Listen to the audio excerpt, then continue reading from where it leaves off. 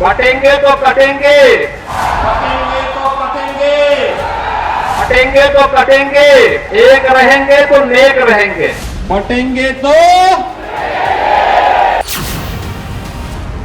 महाराष्ट्र से लेकर झारखंड तक की चुनावी सभाओं में बटोगे तो कटोगे का नारा गूंज रहा है, लेकिन इस नारे ने महाराष्ट्र में एनडीए को ही बांट दिया है। बटेंगे तो कटेंगे वाला जो नारा है वो आपको यानी कि अजित पवार को सूट नहीं कर रहा है। आपने कई मंचों से इसकी मुखालफत की है। नहीं कर रहा है, ये महाराष्ट्र के माहौल में सूट नहीं करता है। नहीं करता।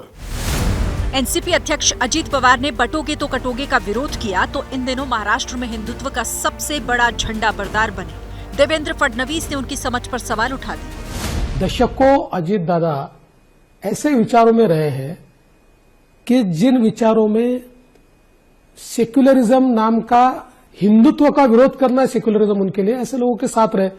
इसलिए जनता का मिजाज और नेशनलिस्ट मिजाज ये समझने में थोड़ा समय उनको लगेगा।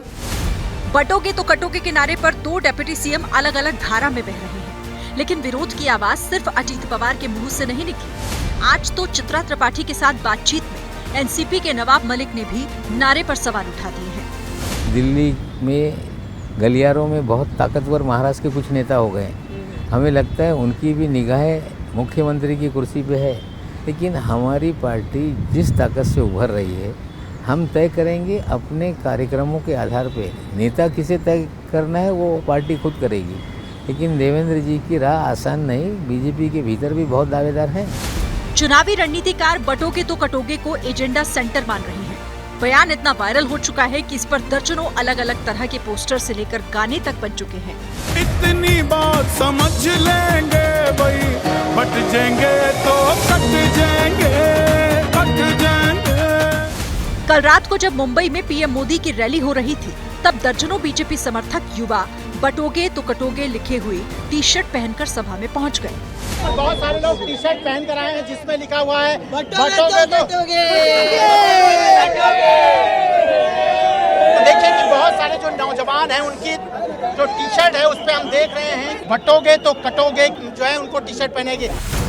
बटोगे तो कटोगे का सियासी साइड इफेक्ट ये है कि चुनाव में विपक्ष ने अपना टारगेट मोदी से योगी की तरफ शिफ्ट कर दिया है। बटेंगे तो कटेंगे, ये साधु का काम है, नाथ पंथ का काम है। अरे ये काम कोई टेररिस्ट बोल सकता है, आप नहीं बोल सकते। लेकिन अब बीजेपी की सहयोगी एनसीपी ही खुलकर इस नारे पर नाराजगी जाहिर कर रही है। वैसे अजीत पवार की बहन सुप्रिया सुले अजीत पवार के विरोध को ढोंग बता रही हैं। तकलीफ होती तो उस दिन प्राइम मिनिस्टर जी के साथ जो अपने फोटो देखी, उनकी बॉडी लैंग्वेज तो देखिए, बड़े खुश लग रहे थे एक दूसरे के साथ। पावर में आपको बैठना है तो देवेंद्र फडणवीस अच्छे एक स्टेटमेंट करेंगे तो आप बाहर रहेंगे, फिर आपका सिलेक्टिवली रिश्ता बनता है तो उसमें स्वार्थ हो गया। फिर इसमें सेवा कर बिल्कुल ही नहीं है ना, दे स्टैंड एक्सपोज्ड। असल में अजीत पवार के विरोध की वजह ये है कि उनकी छवि सेक्युलर नेता की है। उन्होंने 5 मुसलमानों को अपनी पार्टी से उम्मीदवार बनाया है। हो सकता है कि इस वजह से वो खुलकर इस नारे का विरोध कर रहे हैं। वैसे अजित पवार के विरोध में बड़ी खबर यह है कि देवेंद्र फडणवीस ने पहली बार खुलकर योगी के नारे का समर्थन किया है और इसी वजह से महाराष्ट्र की सियासत में देवेंद्र फडणवीस खुद को हिंदुत्ववादी नेता स्थापित करने में जुटे हैं। इसीलिए बार बार वो अपने भाषण में वोट जिहाद और धर्म युद्ध की बात कहते हैं। अरे अण्णा, आता आपली ताकद दाखवून द्या। हे जर वोट जिहाद करणार असतील तर आता वोटांचं धर्मयुद्ध करण्याची वेळ। असल में महाराष्ट्र की सियासत में हिंदुत्ववादी छवि का कोई नेता बचा नहीं है।